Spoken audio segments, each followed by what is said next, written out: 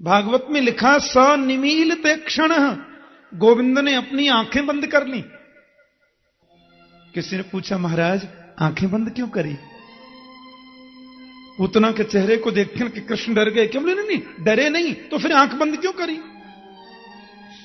कन्हैया ने इसलिए आंख बंद करी कि गोविंद ने सोचा होगा कि 24 अवतारों में मेरे 2 ही अवतार सबसे श्रेष्ठ हैं, राम अवतार और श्री कृष्ण अवतार, और इन दोनों ही अवतारों में सबसे पहले राक्षसी को ही मारना पड़ रहा है। राम जी ने सबसे पहले किसको मारा? राम जी ने सबसे पहले किसको मारा? ताड़का को। और कन्हैया ने सबसे पहले पूतना को। इस ग्लानि की वजह से मेरे गोविंद ने आंखें बंद कर ली। या तो फिर आंख बंद करने का यह मतलब हो सकता है, कन्हैया ने सोचा होगा क्योंकि भगवान की आंखों में सूर्य और चंद्र का वास है। प्रभु की दाहिनी आंख में रहते हैं सूर्य और बाईं आंख में रहते हैं चंद्रमा। तो सूर्य और चंद्र दोनों ने सोचा होगा इस कुलटा स्त्री को देखो, सारी दुनिया गोविंद से प्यार करती है, ये कन्हैया को मारने को आ गई। नहीं नहीं, ऐसी स्त्री को हम देखना नहीं चाहते। तो सूर्य चंद्र दोनों ने अपने आप को बंद कर लिया। या तो आंख बंद करने का तीसरा यह तरीका भी हो सकता है। क्या? कन्हैया ने सोचा होगा हम कृष्ण बन के आए हैं माखन मिश्री खाने के लिए, लेकिन माखन मिश्री तो अभी हमारे मुंह में गया नहीं है, पूतना मौसी जहर देने पहले ही आ गई। अब जहर वहर पीने का तो हमको अभ्यास नहीं है ना जी, इसलिए आंख बंद करके कन्हैया ने भोले बाबा की याद करी होगी। हां, बोले भोलेनाथ आपको जहर वहर पीने का बड़ा अभ्यास है, क्षीर सागर में से जितना विष निकला सब आप पी गए थे ना बाबा। अब ये पूतना मौसी मुझे गोद में लेकर अपना जहर लगा स्तन मेरे मुख में देगी, इसलिए महाराज जी एक काम करो, आप मेरे दिल में आके बैठ जाओ। पूतना मुझे गोद में लेगी तो इनका दूध दूध मैं पीता जाऊंगा और जहर जहर आप पीते जाना। इसलिए आंख बंद करके शंकर जी का ध्यान किया होगा प्रभु ने। या तो तीसरा कारण यह भी हो सकता है, कन्हैया ने सोचा होगा भाई मानो कि ये मुझे मारने आई है, ठीक है, लेकिन काम तो ये वही करेगी जो मां करती है। बच्चे को गोद में लेकर के स्तन पिलाने का काम किसका होता है? मां का। इसलिए कन्हैया ने सोचा कि मैं इसको वही मुक्ति दूंगा जो मुक्ति माता यशोदा को बाद में मिलेगी। तो आंख बंद करके प्रभु ने गोलोक धाम में देखा होगा कोई सीट खाली है कि नहीं। बोलो जय श्री कृष्ण। अरे खाली हो तो वहां इसको भेजे, नहीं है तो कैसे भेजे? या तो आंख बंद करने का कोई और तरीका भी हो सकता है। मतलब क्या? गोविंद ने सोचा होगा ये मुझे मारने आई है पूतना, लेकिन मुझे मारने से पहले मेरे मारने के लोभ में इसने हजारों बच्चे मार दिए। लिखा है ना, शिशुन सकार निघ्नन्ति। आज उन समस्त जीवात्माओं को मुझे मोक्ष देना है, उनको मुक्ति प्रदान करनी है। इसलिए मेरे गोविंद ने आंखें बंद करके उन जीवात्माओं की याद करी होगी, उन जीवात्माओं का स्मरण किया होगा, इसलिए प्रभु ने आंखें बंद की। और तस्मिन् स्तनम दुर्जर बीर्जमुल्वणम घोरांकमादाय शिशोर्ददावथ गाढ़ं कराभ्याम भगवान प्रपीड्यत प्राणैः समं रोष समन्वितोऽपिवत्। मेरे गोविंद ने, महाराज पूतना ने जब उनको गोदी में ले लिया तो कन्हैया ने एक स्तन तो पीने लग गए। पूतना बोली एक घूंट पीते ही मर जाएगा, आकाश में उड़ जाऊंगी, फिर मुझे कोई पकड़ थोड़ी सकता है। पहले तो मेरे गोविंद ने पूतना का स्तनपान किया और स्तनपान करते करते प्राणैः समं रोष समन्वितोऽपिवत्, मेरे गोविंद ने पूतना के प्राणों का आकर्षण किया। अब जैसे उसके प्राण खिंचने लगे, पूतना बोली बच्चा बड़ा विचित्र, मरता तो है नहीं है, मुझे क्या हो रहा है? मेरे को कुछ हो रहा है जी। पूतना बड़ी घबराई है, क्या हो रहा है गड़बड़? अब जब ऑक्सीजन खत्म होने लग जाता है तो फिर तो घबराहट बढ़ जाती है ना जी। अब पूतना घबराई है तो कुछ गड़बड़ हो रहा है। राक्षस लोग कैसा भी रूप धारण करके आए, लेकिन मरते समय वो असली रूप में प्रकट हो जाते हैं। असली रूप उनका प्रकट हो जाता है राक्षसों का मृत्यु के समय। विकराल राक्षसी के रूप में प्रकट हो गई और सामुन चमुन चालमित प्रभाषणी निष्पिड्यमाना अखिल जीव बर्मणि, अरे बेचा छोड़, अरे लाला छोड़, अरे लाला छोड़, जोर से चिल्लाई। तो 7 दिन के कन्हैया बोल पड़े, बोले मौसी जी हम पे तो पकड़ वो ही आवे, छोड़ वो आवे ही ना है। हाँ, और अब तो आपको ठिकाने लगा के छोड़ेंगे, ऐसे थोड़ी छोड़ेंगे। पूतना बोली कैसा बच्चा है, बड़ों की तरह बोलता है, ये मरता तो है नहीं तो बोलने लग गया। 7 दिन का बालक बोले तो अजीब लगेगा ना, 7 दिन का बच्चा बोलता है क्या, वो तो रोता है, लेकिन ये तो बोल रहा है। अब तो आपको ठिकाने लगा के छोड़ेंगे। पूतना के प्राण निकल गए, विकराल रूप तो उसका था ही महाराज। सो पूतना का शरीर पीछे की ओर राम से गिर पड़ा। बोलो जय श्री कृष्ण। पर यह तो अच्छा हुआ कि वो पीछे की ओर गिरी, आगे की ओर नहीं गिरी। आगे की ओर गिर जाती तो कितने हजार लोगों का राम नाम सत्य हो जाता। हां, ये तो पीछे की तरफ गिरी। फिर भी पतमानो पितदेह त्रिगव्युत्यंतरद्रुमान चूर्णयामास राजेंद्र महदासीदम अद्भुतम। पूतना का शरीर जब जमीन पर गिर पड़ा तो महाराज 3 गव्युति के बीच में, व्याकरण में एक गव्युति कहते हैं 2 कोस को। एक गव्युति माने 2 कोस, तो 3 कोस माने 3 गव्युति माने 6 कोस। 6 कोस माने 12 मील माने 18 किलोमीटर। 18 किलोमीटर के बीच में जितने बाग बगीचा थे पूतना के शरीर के नीचे आके सबका चूरन बन गया। और हमारे ब्रजवासी तो बड़ी मीठी बात कर रहे हैं। एक बाव बोले लाला तू ना जाने, पूतना को शरीर जब गिरो तो खाली 6 कोस के बीच में थोड़े ही गिरो। मैंने की तो कैसे गिरो आप बता दो। अरे पूतना जब गिरी तो वाके पाम गिरे पैगाम में जाके। पैगाम हमारे ब्रज का बहुत बड़ा गांव है। बाकी पाम गिरे पैगाम में जाके, मूड गिरो मुड़सान में जाके, दोनों हाथ गिरे हाथरस में जाके, और वाके कान गिरे कानपुर में जाके। बोलो जय श्री कृष्ण। एक बाबा बोले हमसे, हाँ हमारे ब्रजवासी, अब बताओ उनकी बात माने तो 500 किलोमीटर तो कंफर्म हो गई पूतना, लेकिन 18 किलोमीटर की बात तो भागवत में लिखी है। 18 किलोमीटर के बीच में जितने बाग बगीचा थे पूतना के शरीर के नीचे आ गए और सबका चूरन बन गया। चूर्णयामास राजेंद्र। अब तो माताएं दौड़ी, हे भगवान ये राक्षसी कहां से आई गई। देखें तो कन्हैया बा के पेट पे पड़े पड़े दूध पी रहे हैं। वो मर गई और श्रीमान जी दूध पी रहे हैं। अभी 7 ही दिन के तो हैं। मैया यशोदा दौड़ी, हे भगवान ये कहां से आ गई राक्षसी, और गोदी में उठा लियो लाला को। माता बोली एक बात है नजरानी, तुमने कब कब बालक खिलाए, नेक भी आपको सहूर नहीं है, हैं? अरे छोटो सो बालक या राक्षसी की गोद में काय को दे दियो। मैया बोली मैंने तो पंडितानी समझी, अब मोह कहां मालूम ये कोई राक्षसी है। बेश बदल के आगे बहना पंडितानी सी लग रही मोह तो। अब माताओं का एक पुराण होता है अलग से। बोलो जय श्री कृष्ण। हाँ, उसको बोलते हैं वात्सल्य पुराण, और वास्तव में बहुत प्यार छलकता है।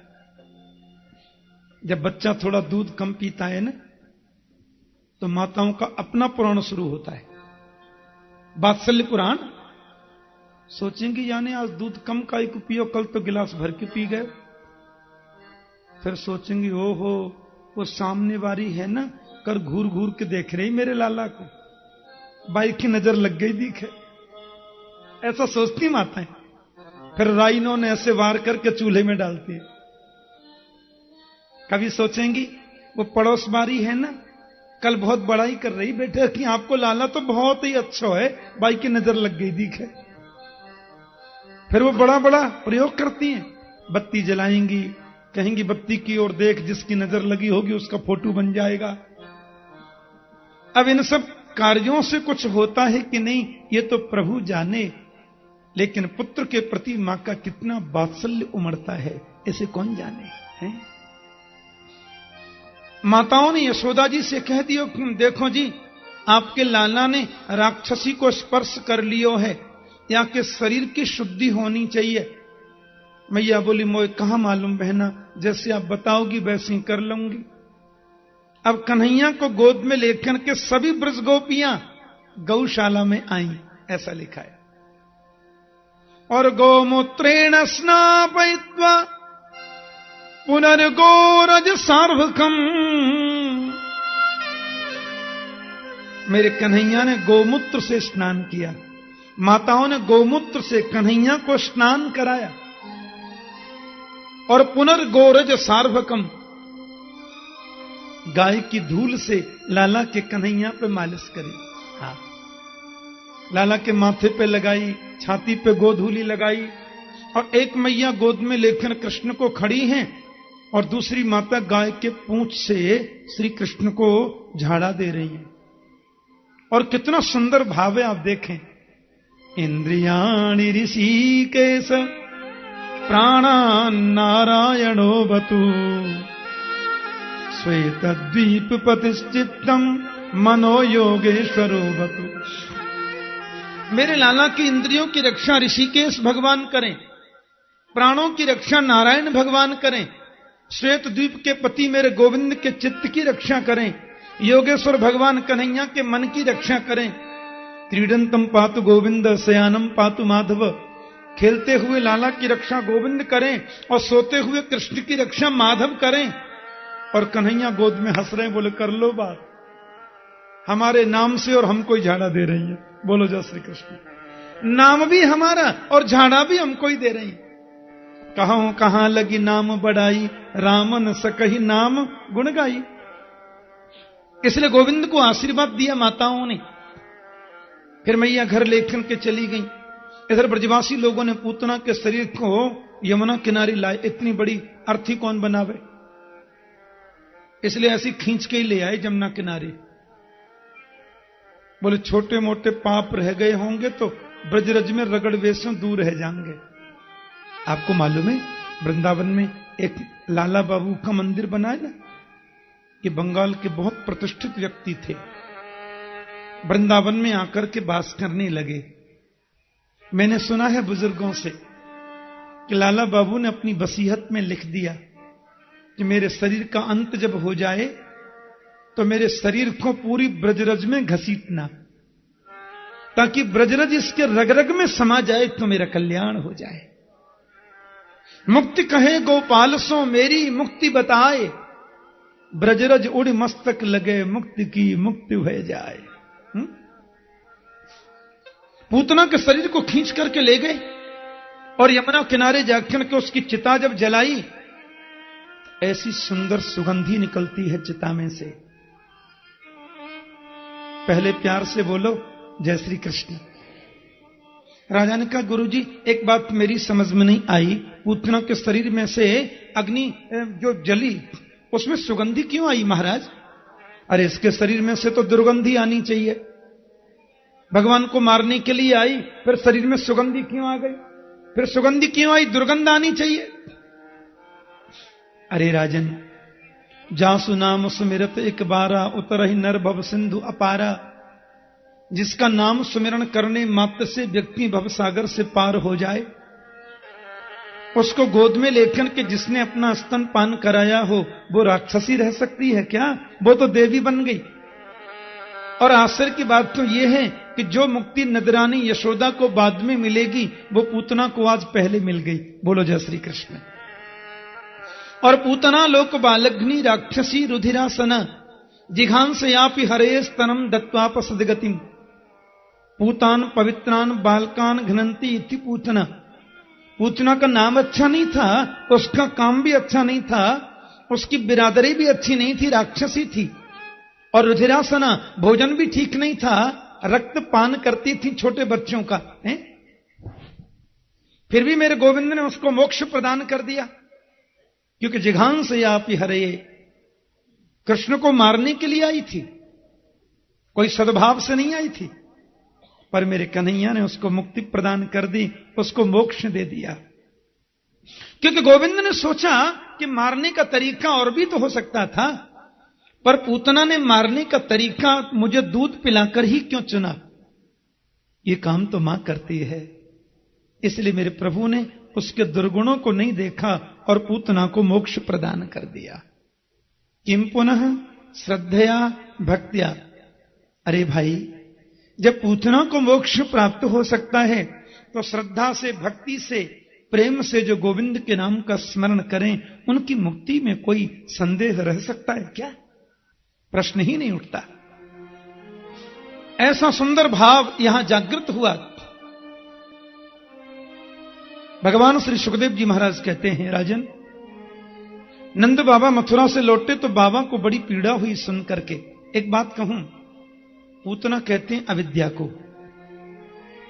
हमारे लाला का अवतार हुआ था अष्टमी को, श्री कृष्ण का अवतार हुआ अष्टमी को, और पूतना गोविंद को मारने गई चतुर्दशी को।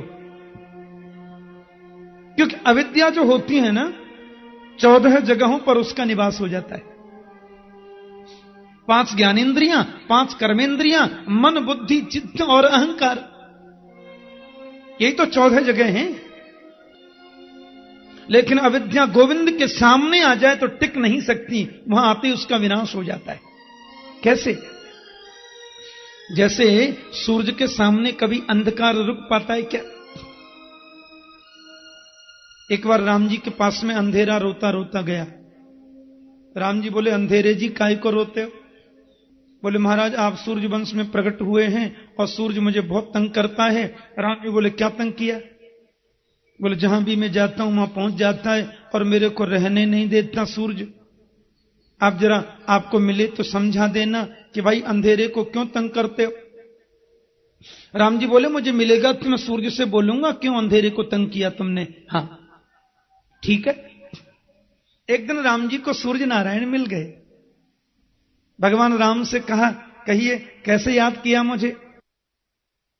राम बड़ा रो रहा था बेचारा और कह रहा था कि वो सूर्य बहुत तंग करते हैं। क्यों करते हैं ऐसा? बोले, महाराज जी मैंने तो कभी अंधेरे को तंग किया नहीं, फिर भी आपको लगता है कि मैंने तंग किया है। एक बार अंधेरे के साथ में आप मेरी मीटिंग करा दीजिए और मैं अंधेरे से आपके सामने ही पूछूंगा मैंने क्या कष्ट दिया, बताओ। लाखों वर्ष बीत गए पर राम जी अंधेरे के साथ में सूरज की कभी मीटिंग नहीं करा सके। बोलो जय श्री कृष्ण। क्योंकि सूरज जहां रहेगा वहां अंधेरा टिक ही नहीं सकता, और टिके नहीं तो मीटिंग कैसे हो? तो जैसे सूरज के सन्मुख कभी अंधेरा नहीं टिक सकता, वैसे ही मेरे गोविंद के सन्मुख अविद्या कभी नहीं टिक सकती, अज्ञान कभी नहीं टिक सकता। अज्ञान अविद्या ही तो पूतना है जिसको गोविंद ने आज विनाश कर दिया। मैया यशोदा बड़ी चिंतित हो गई।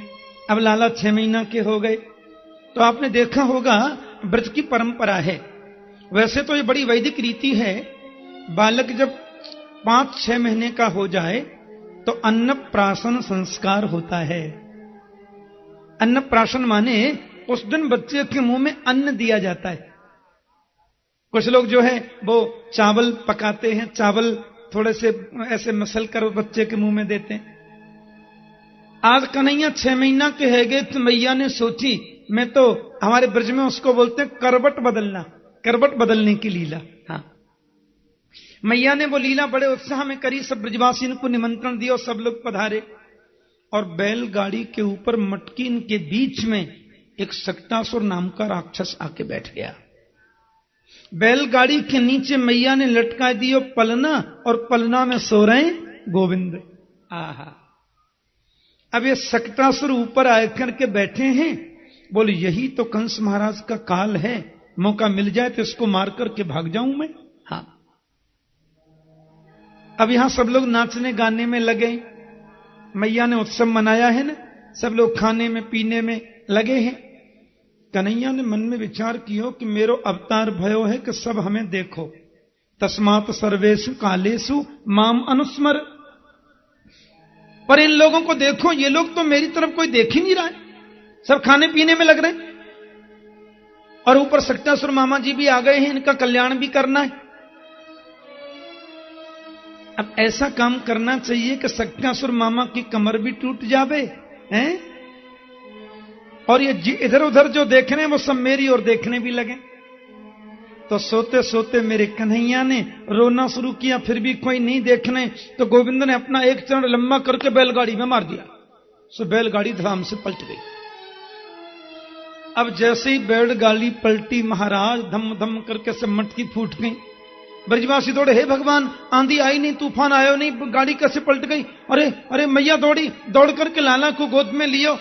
मैया आज भगवान ने बड़ी रक्षा करी, देखियो हम सैकड़े मटकी रखी भाई और गाड़ी पलट गई, लाला की रक्षा है गई। मैया बोली वो सब तो ठीक है, पर आंधी आई नहीं, तूफान आयो नहीं, ये गाड़ी पलटी तो पलटी कैसे?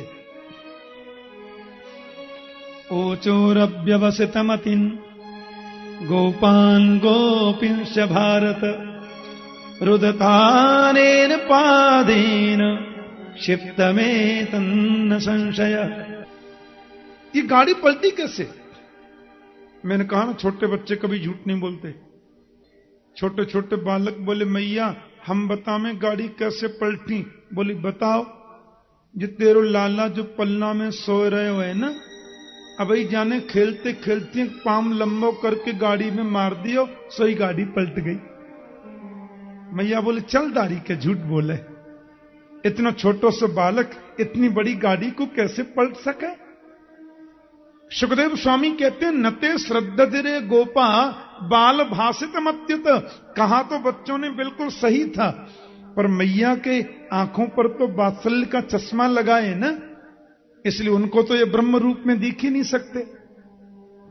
मैया ने फिर ब्राह्मण देव बुलाए, संतों का पूजन किया। महाराज आशीर्वाद दे दो। पहले पूतना आई, अब देखो एक राक्षस और आ गए, गाड़ी पलट गई और लाला की रक्षा भई आपकी कृपा से। गौदान किए, ब्राह्मणों का पूजन किया। यहां ऐसा उत्सव मन रहा है। कन्हैया अब थोड़ा थोड़ा बैठना शुरू कर रहे हैं। हाँ, और इनको लोरी सुनने की बहुत आदत है, बचपन से ही सुनते हैं। हाँ, जब तक मैया गावे नहीं तब तक श्रीमान जी सोते नहीं है, लोरी सुन के ही सोंगे। उम्र तो 6-7 महीने की है, लेकिन काम बड़े अटपटे करने लग गए। बैठते बैठते फिर लुढ़क पड़ते हैं, गिर पड़ते हैं, फिर बैठने का प्रयास करते हैं। ये सब प्रतिभा अभी से न होती तो गीता का महान गायक वो बनता कैसे? बोलो जय श्री कृष्ण। है मैया ने सोची अब कहां करूं ने कि जो सो जाए तो मैंने माखन निकाल लूं, पर जो तो सोवे ही ना। तो मैया धीरे धीरे पलना झोटा दे रही हैं और लाला उन्हें झपकी लग जाए तो मैं थोड़ा कार्य घर को कर लूं, पूजा सेवा को कार्य। और तो नौकर नौकरानी बहुत है नजरानी के घर में।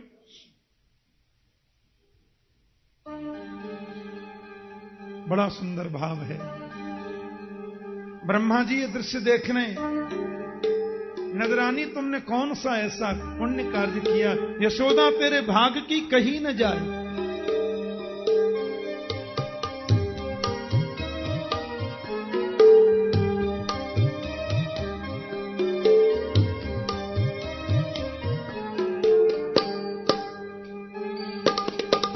लगन मगन मेरे लाल को आजान दिया,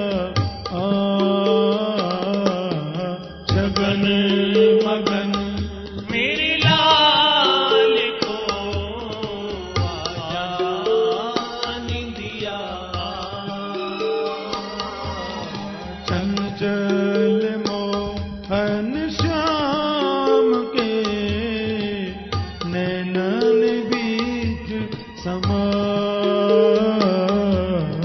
चंचल मोहन सुंदर भाव है के नैनन बीच समा। छगन मगन मेरे लाल को आजान दिया, छगन मगन मेरे लाल को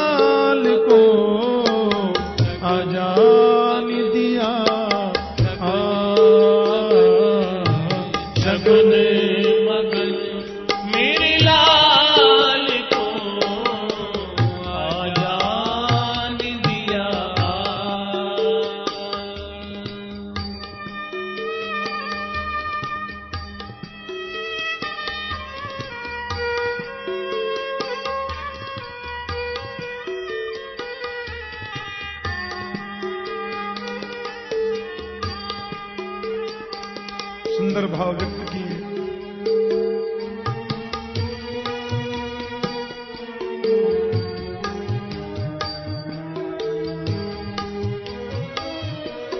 सोवे कन्हैया पालना, या की है छवि अभिराम। सोवे कन्हैया पालना,